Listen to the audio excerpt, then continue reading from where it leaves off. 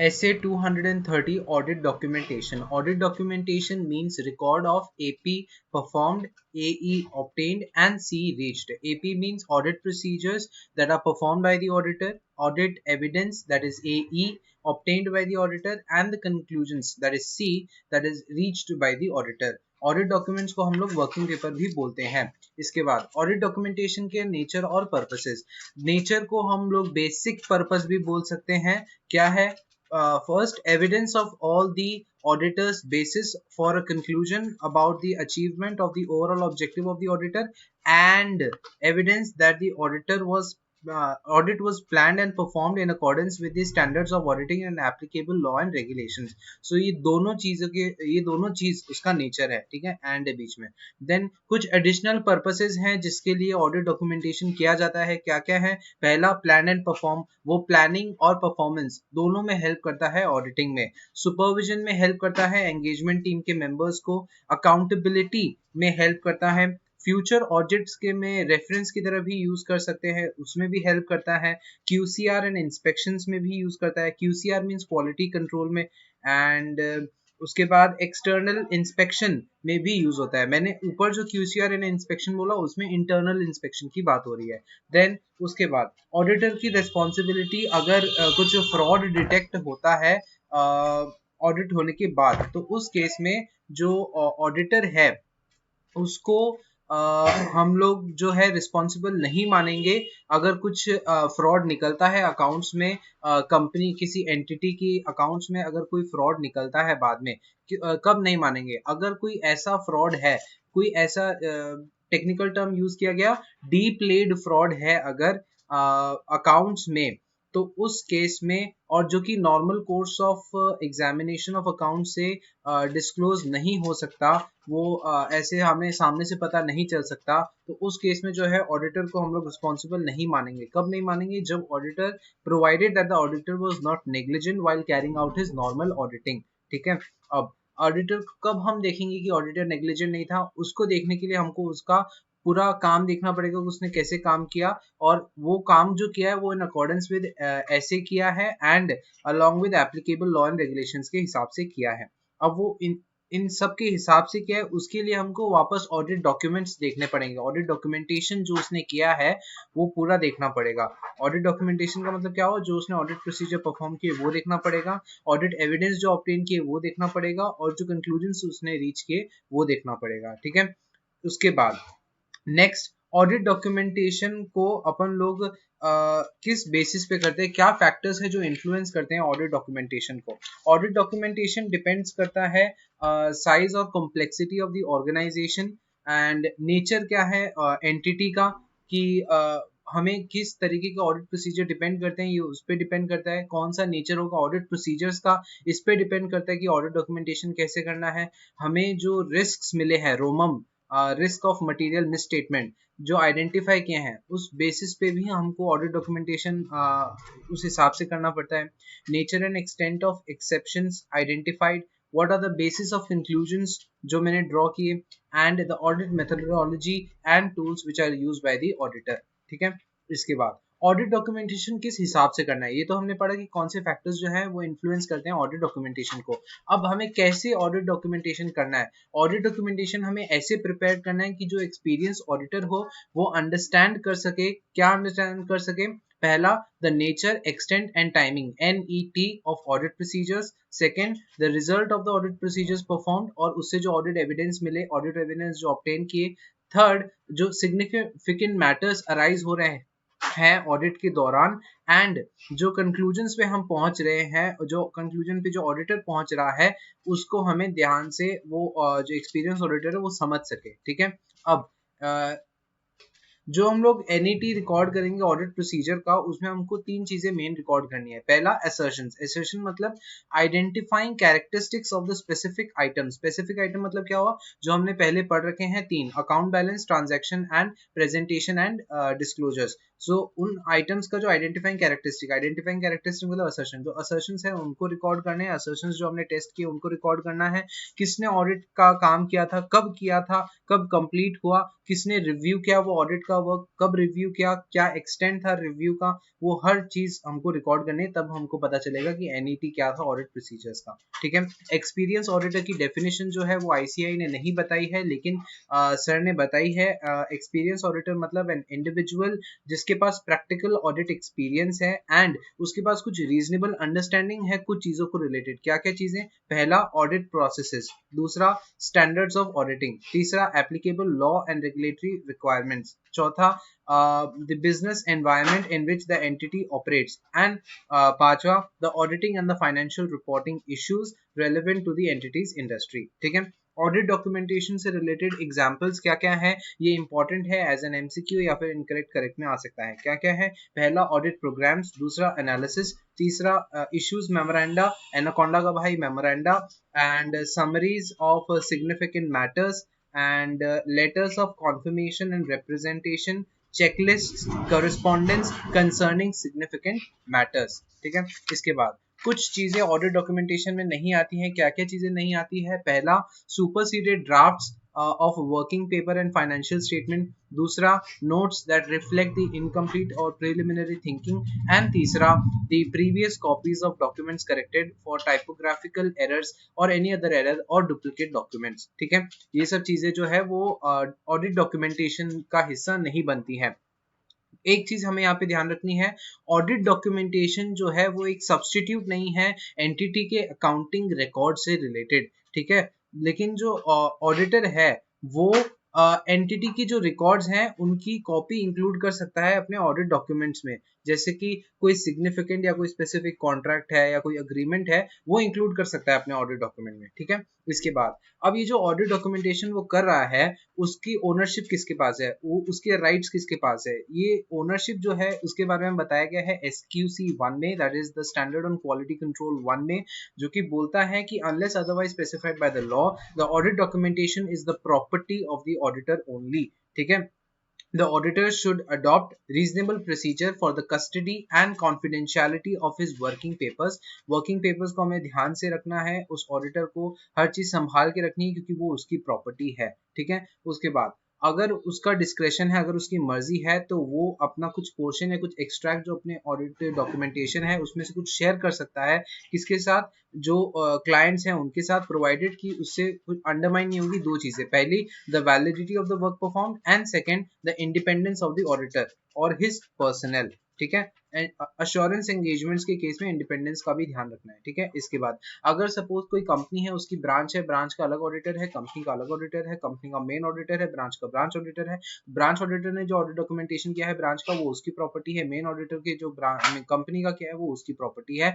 Main auditor ये नहीं बोल सकता कि ब्रांच वाले भी ब्रांच ऑडिटर की जो चीजें है वो भी मेरी है क्योंकि कंपनी की तो ब्रांच है, ऐसा नहीं हो सकता। ठीक है, उसके बाद हमने एक छोटा सा कॉन्सेप्ट पढ़ा ऑडिट फाइल का। ऑडिट फाइल बेसिकली इतना ही बोलता है कि कुछ वन और मोर फोल्डर्स हैं या कोई और स्टोरेज मीडिया है जिसमें कि जो कि फिजिकल फॉर्म में है या फिर इलेक्ट्रॉनिकल फॉर्म में है, जो कि कंटेन करता है data relating to audit documentation of a specific engagement, तो उस केस में ऑडिट फाइल उसको बोलते हैं। ठीक है, उसके बाद प्रेपरेशन ऑफ ऑडिट डॉक्यूमेंटेशन।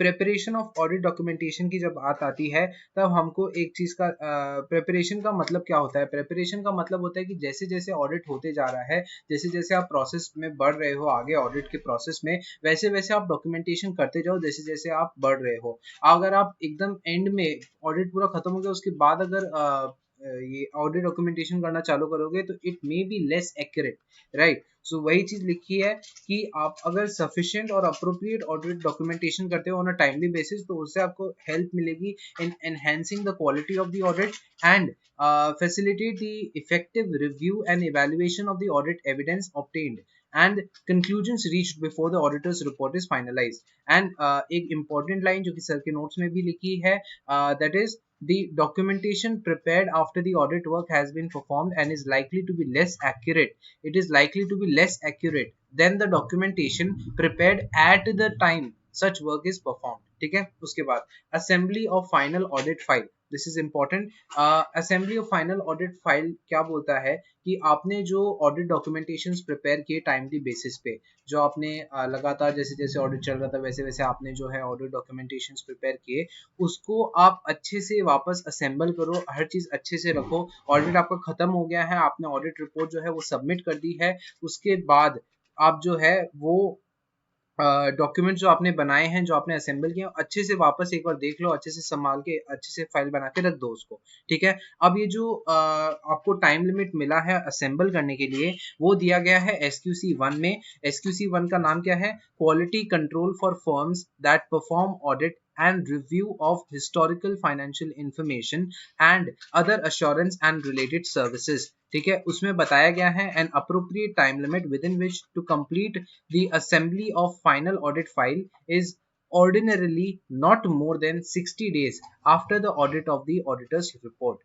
ठीक है, इसके बाद आपने एक बार कंप्लीशन कर लिया पूरा असेंबली का, उसके बाद उसमें आप कुछ भी एडिट नहीं कर सकते, उसको आपको रिटेंशन पीरियड तक संभाल के रखना पड़ेगा। ठीक है, रिटेंशन पीरियड में हम आएंगे, उससे पहले एक और चीज, ये जो आपको असेंबली का काम करना है ये प्योरली क्लेरिकल प्रोसेस है, इसमें कुछ भी नया ऑडिट प्रोसीजर नहीं लगता है। ठीक है, अब क्लेरिकल प्रोसेस है मतलब एडमिनिस्ट्रेटिव है एकदम नेचर में। इसकी इस प्रोसेस में जो है आप कोई मेन चीज एडिट नहीं कर सकते, लेकिन कुछ मिसलिनियस चीजें एडिट कर सकते हो जो कि इंपॉर्टेंट नहीं है, जैसे कि डिलीटिंग और डिस्कार्डिंग सुपरसीडेड डॉक्यूमेंट्स, या फिर सॉर्टिंग, कोलेटिंग और cross referencing the working papers, या फिर documenting audit evidence that the auditor has obtained, discussed and agreed with the relevant members of the engagement team, या फिर signing off on the completion checklists। इन सब चीजों से related है तो आप कर सकते हो, लेकिन कोई मेन चीज एडिट नहीं कर सकते। ठीक है, after the assembly of the final audit file has been completed, the auditor shall not delete or discard audit documentation of any nature before the end of its retention period। Collate का मतलब क्या होता है? Collate मतलब collect and combine the data. ठीक है, इसके बाद अब आते हैं रिटेंशन पीरियड पे। रिटेंशन पीरियड का मतलब क्या है? रिटेंशन पीरियड मतलब एक ऐसा पीरियड जिसमें आपको जो ऑडिट फाइल जो आपने बनाई है, फाइनल ऑडिट फाइल, उसको आपको रखना पड़ेगा आपके पास। SQC1 इसके बारे में बात करता है। SQC1 require firms to establish policies and procedures for the retention of engagement documentation. Basically audit documentation ही एंगेजमेंट डॉक्यूमेंटेशन है, यहाँ पे सिर्फ वर्ड जो है वर्ड प्ले किया गया एक तरीके से। सो एंगेजमेंट डॉक्यूमेंटेशन, ये एंगेजमेंट डॉक्यूमेंटेशन वर्ड इसलिए याद रखना क्योंकि ये एज अ MCQ आ सकता है, right? So the retention period for audit engagement ordinarily is no shorter than 7 years from the date on the auditors from the date of the auditor's report, or if later the date of the group auditors report। in case of companies वगैरह में अगर बहुत सारे अलग अलग auditors जो है अलग पूरे ग्रुप काम कर रहे हैं, तो ग्रुप ऑडिटर का जो रिपोर्ट है वो उस हिसाब से हम लोग देखेंगे रिटेंशन पीरियड, वहां से 7 इयर्स देखेंगे। ठीक है, इसके बाद एक न्यू टॉपिक ऐड हुआ है, कंप्लीशन मेमोरेंडम और audit documentation summary. The auditor may consider it helpful to prepare and retain as a part of the audit documentation a summary which is also known as completion memorandum। ठीक है, that describes the significant matters identified during the audit and how they were addressed। so basically एक summary पूरे audit की जो मैंने की है और audit documents जो मैंने prepare किए हैं उनकी एक summary, जिसमें कि मैं लिखूंगा क्या significant matters थे जो मेरे सामने आए audit करते time, और उनको मैंने कैसे address किया। basically उतना ही काम होगा। ये जो है वो facilitate कर सकता है an effective and efficient review, inspection of the audit documentation में भी help कर सकता है अगर कोई complex organization है उसका अगर अपन लोग audit करें, because अगर complex organization तो obviously audit भी बहुत complex होगा, right? Then it may also help the auditor to consider whether he is able to achieve the objectives of the relevant individual standards of auditing and overall objective of the audit। उसके बाद एक topic और है documentation of significant matters and unrelated professional judgements. यहाँ पे एक important question आता है, what are significant matters, how to जज whether a matter is a significant matter, and how personal professional judgement related to the significant matters must be documented. ये important question है। Basically यहाँ पे ये बात की गई है कि सिग्निफिकेंट मैटर्स जो आपके सामने आते हैं ऑडिट के टाइम में, वो कैसे आप रिकॉर्ड करोगे, क्या प्रोफेशनल जजमेंट लगता है और सिग्निफिकेंट मैटर्स होते क्या हैं। So first thing, significant matters क्या होते हैं, ये प्रोफेशनल जजमेंट पे डिपेंड करता है. Judging the significance of a matter requires an objective analysis. Objective means unbiased analysis of the facts and the circumstances. ठीक है. उसके बाद एक इंपॉर्टेंट फैक्टर जो कि डिटरमाइन करता है सिग्निफिकेंट मैटर्स को आइडेंटिफाई करने में is the professional judgement that is exercised in performing the work and evaluating the results. ठीक है. higher the professional judgment, higher will be the extent of documentation involved. ठीक है. Significant matters जो है basically हम लोग बोल सकते हैं कि उनकी जो डॉक्यूमेंटेशन है वो डिपेंड करती है प्रोफेशनल जजमेंट पे. सिग्निफिकेंट मैटर्स आइडेंटिफाई करने को वो भी डिपेंड करता है ऑब्जेक्ट प्रोफेशनल जजमेंट पे. प्रोफेशनल जजमेंट से हम कैसे आइडेंटिफाई करेंगे, ऑब्जेक्टिव एनालिसिस करके. ठीक है. Documentation of the professional judgments helps in explaining the auditor's conclusions, helps in reinforcing the quality of the judgment, reviewing the audit documentation, carrying out subsequent audits. ठीक है. Examples क्या है significant matters के? Significant matters के example हैं, पहला matters that give rise to significant risk. दूसरा evidence that could result in modification in the auditor's opinion. तीसरा the evidence that could lead to inclusion of the emphasis of the matter paragraph in the auditor's report. ये matter paragraph जो है वो हम लोग ऐसे 706 में पढ़ेंगे. situation causing significant difficulty in applying audit procedures. So ये सब चीजें कुछ examples हैं significant matters के. then एक last topic और बड़ा, matters arising after the date of auditor's report. ये एक नया टॉपिक है. एंड ऑडिट डॉक्यूमेंटेशन कैसे करना है हमको in the exceptional cases. Exceptional case कौन सा है, जहाँ पे ऑडिटर की रिपोर्ट की जो डेट है वो चली गई है एंड उसके बाद अगर ऑडिटर कोई नया प्रोसीजर ड्रॉ करता है या कोई क्या बोलते हैं कंक्लूजन, कोई नया कंक्लूजन ड्रॉ करता है, तो उस केस में डॉक्यूमेंटेशन कैसे करना है उसके लिए बोला गया कि आपको क्या क्या चीजें डॉक्यूमेंट करनी है. पहला द सर्कमस्टेंसेस एनकाउंटर्ड. दूसरा न्यू और एडिशनल ऑडिट प्रोसीजर जो आपने परफॉर्म किए उससे आपको क्या ऑडिट एविडेंस मिला एंड आपने क्या कंक्लूजन ड्रॉ किया उसमें से, and their effect on the auditors report, वो क्या आया उसको आपको रिकॉर्ड करना है. तीसरी चीज आपको रिकॉर्ड करनी है when and by whom the resulting changes to audit documentation were made and reviewed.